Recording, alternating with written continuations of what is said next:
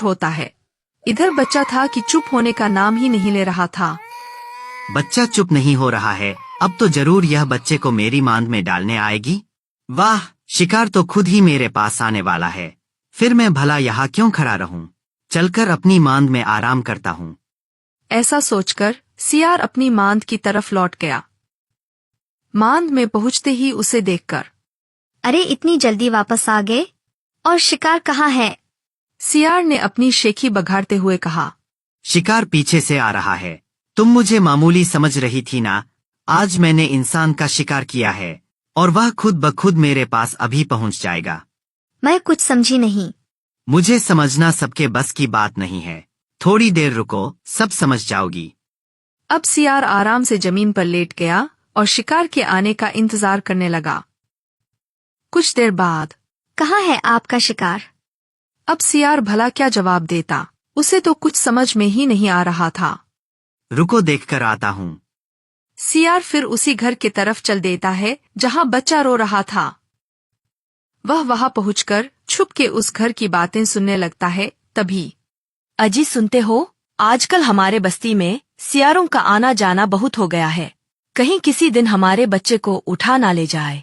आप जरा बाहर देख कर आइए, कहीं कोई सियार तो नहीं घूम रहा है।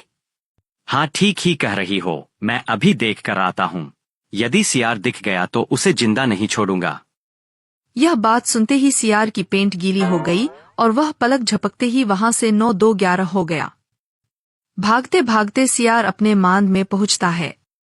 उसे ऐसे घबराए देख सियारिन ने पूछा, क्या हुआ जी? ऐसे भागते हुए क्यों आ रहे हो?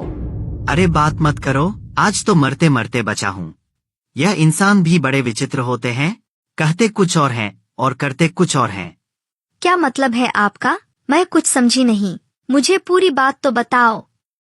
सियार ने उसे पूरी घटना सुनाई।